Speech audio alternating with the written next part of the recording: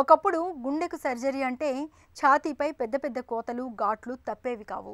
ఛాతీపై పెద్దగా కోత పెట్టి ఆపై ఎముకను చీల్చి లోపలి గుండెకు చేరుకుని చివరగా సర్జరీ చేయాల్సి వచ్చేది. ఇలాంటప్పుడు సహజంగానే కోలుకోవడానికి ఎక్కువ కాలం పడుతుంది. పైగా రక్తస్రావం, ఇన్ఫెక్షన్ల బెడద ఎటూ ఉంటుంది. అయితే ఇదంతా నిన్నటి మాట.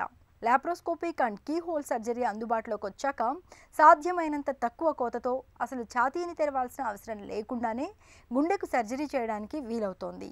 గుండె గదుల్లో లోపలి కవాటాలని సైతం ఇవాళ ఛాతీని ఏమాత్రం తెరవకుండానే మార్పిడి చేయగలుగుతున్నారు. తక్కువ కోతతో కవాటాల మార్పిడి చేయడం గురించిన పూర్తి వివరాల్ని డాక్టర్ని అడిగి ఇప్పుడు తెలుసుకుందాం.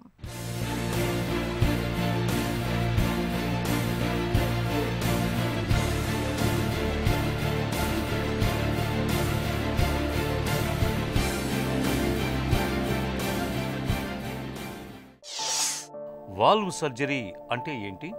ఎన్ని రకాలు? వాల్వ్స్ అంటే మనకి హార్ట్లో ఒక 4 వాల్వ్స్ ఉంటాయి.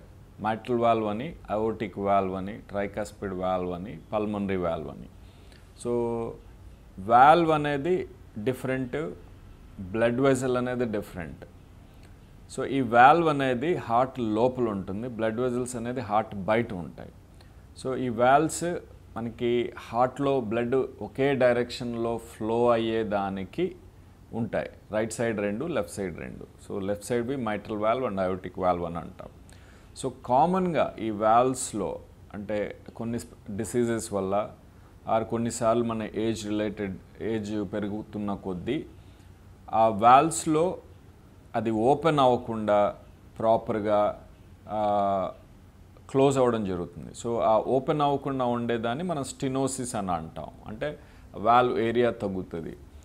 కొన్నిసార్లు ఏమవుతుందంటే వాల్వ్ అనేది ఒకే డైరెక్షన్లో బ్లడ్ ఫ్లోని అందజేయాలి. అలా కాకుండా అది సరిగ్గా క్లోజ్ అవ్వకుండా లీక్ అవ్వచ్చు. దాన్నే మనం రిగర్జిటేషన్ అని అంటాం. అంటే ఈ వాల్వ్స్లో ఎదురు అది బ్లాక్ అవ్వచ్చు లేదా లీక్ అవ్వచ్చు. తక్కువ కోతతో వాల్వ్ సర్జరీలు చేయటం ఎలా ఉంటుంది? ఇప్పుడు అయోటిక్ వాల్వ్ అని ఉంటుంది. సో ఈ అయోటిక్ వాల్వ్ అనేది మెయిన్గా మనకు హార్ట్ నుంచి బ్లడ్ బయటికి వచ్చే పొజిషన్లో ఉంటుంది. సో ఈ వాల్వ్ కామన్గా అంటే ఒక 2% ఆఫ్ పాపులేషన్కి అది అబ్నార్మాలిటీ ఉంటుంది. అంటే దాంట్లో 3 లీఫ్లెట్స్ ఉండకుండా ఓన్లీ 2 ఉంటాయి. సో అలాంటి valves over a period of time అంటే ఒకసారి మన 60 years, 50, 70 years, 80 years వచ్చేపాటికి చాలామందికి అది బ్లాక్ అయిపోతూ ఉంటుంది. సో ఈ వాల్వ్ బ్లాక్ అయిన వాళ్ళకి ఆ వాల్వ్ని మనము సర్జరీ అనేది లేకుండా రీప్లేస్ చేయొచ్చు. సో ఒకప్పుడైతే మనం చెస్ట్ ఓపెన్ చేసి నెక్స్ట్ హార్ట్ని స్టాప్ చేసి ఆ బ్లడ్ ఫ్లోని మనం కార్డియోపల్మనరీ బైపాస్ మీదకి మార్చి తర్వాత హార్ట్ ఓపెన్ చేసి ఆ వాల్వ్ తీసేసి కొత్త వాల్వ్ పెట్టి మళ్ళీ అన్ని స్టెప్స్ని రివర్స్ చేయాలి. సో తర్వాత పేషెంట్ కార్డియోపల్మనరీ బైపాస్ నుంచి బయటికి తీయాలి. సో ఇన్ని స్టెప్స్ ఉన్నాయి. బట్ ఇప్పుడు పేషెంట్కి మనకి అనస్థీషియా కూడా ఇవ్వాల్సిన పడలేదు. ఒక చిన్న గొట్టంని మనం కాలు నరం నుంచి పంపించి ఆ గొట్టంలో నుంచి మనం ఆ వాల్వ్ని ఎగ్జాక్ట్లీ ఆ అయోటిక్ వాల్వ్ ఎక్కడ ఉంటుందో ఆ ప్లేస్లోకి తీసుకెళ్ళి అక్కడ దాన్ని మనం డిప్లాయ్ చేసేస్తాం. సో దీనికి అనస్థీషియా అవసరం లేదు, జస్ట్ కాన్షియస్ సెడేషన్ అనే దాంట్లో చేస్తాము. అండ్ మనం పేషెంట్కి ఓన్లీ 2 millimeter ఇన్సిషన్ ఇవ్వడం జరుగుతుంది. అది కూడా గ్రాయిన్లో 2 to 3 millimeter, అంతకన్నా పెద్ద ఇన్సిషన్ కూడా ఇవ్వము. సో అండ్ ఈ ప్రొసీజర్ యూజువల్గా 1 hourలో కంప్లీట్ చేయొచ్చు. వాల్వ్ రీప్లేస్మెంట్స్ నుంచి వాల్వ్ రిపేర్స్ వరకు మనకి అనస్థీషియా లేకుండా జస్ట్ ఓపెన్ చేయకుండా సో చేయగలిగిన పరిజ్ఞానం ఇప్పుడు ఉంది. తక్కువ కోతతో వాల్వ్ సర్జరీ చేయటానికి ఎవరు అర్హులు?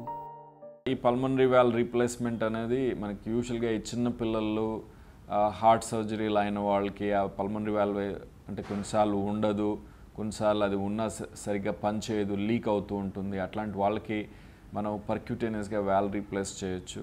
ఇంకా ట్రైకాస్పిడ్ వాల్వ్ విషయానికి వస్తే దానికి ఇప్పుడు ఆల్రెడీ ఒక్కొక్కసారి వాల్వ్ రీప్లేస్మెంట్ అయి ఉన్నవాళ్ళు, అంటే ఇది ట్రైకాస్పిడ్ ఒకటే కాదు, మైట్రల్ కానీ అయోటిక్ వాల్వ్ కానీ ఆల్రెడీ ఒకసారి వాల్వ్ రీప్లేస్మెంట్ అయ్యి బయోప్రాస్థెటిక్ వాల్వ్ అనేది ప్లేస్ చేసిన వాళ్ళు ఇన్ కేస్ ఆ వాల్వ్ బ్లాక్ అయి ఉంటే సో మళ్ళీ వాళ్ళకి రీసర్జరీ చేయాల్సి వచ్చినప్పుడు ఖచ్చితంగా ఓపెన్ సర్జరీ కాకుండా ఈ పర్క్యూటేనియస్ టెక్నాలజీ ద్వారా చేయడం అనేది సేఫ్. ఎందుకంటే ఎప్పుడైనా సెకండ్ సర్జరీ అనేది మోర్టాలిటీ రిస్క్ చాలా ఎక్కువగా ఉంటుంది. అందుకని ఎప్పుడైనా ఒకసారి వాల్వ్ రీప్లేస్మెంట్ అయ్యి ఆ వాల్వ్ రీబ్లాక్ అయ్యింటే వాళ్ళకి నెక్స్ట్ సర్జరీ ఖచ్చితంగా పర్క్యూటేనియస్గా చేయడం అనేది సేఫ్. సో ఆ పర్క్యూటేనియస్గా ఈ ట్రైకస్పిడ్ మైట్రల్ అయోటిక్ ఆ వాల్వ్స్లో మళ్ళీ మనం కొత్త వాల్వ్ పెట్టేసేయచ్చు. దాన్నే మనం వాల్వ్ ఇన్ వాల్వ్ టెక్నాలజీ అని అంటాం. సో ఈ వాల్వ్ ఇన్ వాల్వ్ టెక్నాలజీ కూడా ఇప్పుడు మనకి కంప్లీట్గా దానికి సంబంధించిన పరిజ్ఞానం అంతా అవైలబుల్గా ఉంది. తక్కువ కోతతో వాల్వ్ సర్జరీ చేయడానికి ఎలాంటి నైపుణ్యం, సదుపాయాలు అవసరం? వీటన్నింటిలోనూ అతి ముఖ్యమైనది ఏంటంటే పేషెంట్ ప్రాబ్లమ్ని మనం కంప్లీట్గా స్టడీ చేయడం. సో ఈ ప్రొసీజర్స్ చేసే పేషెంట్స్కి అంటే పర్టికులర్ డాక్టర్స్ వాళ్ళ ఎంటైర్ అనాటమీని అంటే వాళ్ళ క్లినికల్ హిస్టరీని ప్లస్ అనాటమీని మనం కొన్ని ఇమేజింగ్ అనేది చేస్తాం. మెయిన్గా దీంట్లో కార్డియాక్ సిటీ అని ఉంటుంది. That plays a major role. ఆ సిటీ అనేది చేసి వాళ్ళకి అంటే ప్రతి ఒక్క పారామీటర్ని మనం ముందే స్టడీ చేయడం జరుగుతుంది. యూజువల్గా ఒక 1 to 2 hours of time, dedicated time cardiologist spend చేయాల్సి వస్తుంది ఆ ఇమేజింగ్ మీద. స్పెండ్ చేసి ఆ కంప్లీట్ ప్లానింగ్ అనేది వేసుకొని సో వెళ్ళి ఆ ప్లానింగ్ని మనం ఎగ్జిక్యూట్ చేయాలి. సో ఇంక్లూడింగ్ అంటే వాల్వ్ సైజ్ కానీ, దాని పొజిషన్ కానీ, దాని డిప్లాయ్మెంట్ కానీ, టెక్నిక్ ఎవ్రీథింగ్ ముందే ప్లాన్ చేసుకొని సో మన ఆ థియేటర్లో ఎగ్జాక్ట్లీ ఏదైతే ప్లాన్ చేస్తామో దాన్ని ఎగ్జిక్యూట్ చేసి బయటికి రావాలి. సో అట్లాంటప్పుడు వీళ్ళకి కాంప్లికేషన్స్ ఏం లేకుండా పర్ఫెక్ట్ రిజల్ట్ అనేది వస్తుంది. సో ఈ అన్ని ప్రొసీజర్స్లో key is planning. So planning procedure and everything is pre decided. So table మీద ఆలోచించడం ఇట్లాంటివి అనేది ఉండదు. Everything is pre decided. Will just go execute and come out. ఛాతీని పూర్తిగా తెరవాల్సిన అవసరం లేకుండా కేవలం చిన్నపాటి రంధ్రాల సాయంతో గుండె గదుల లోపల కవాటాలని ఎలా మార్పిడి చేయొచ్చో తెలుసుకున్నాం కదా. చిన్న చిట్కా మీకోసం.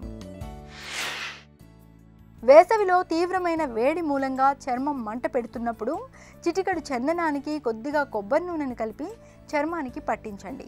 చర్మంపై మంటలు తగ్గి మంచి ఉపశమనముగా ఉంటుంది.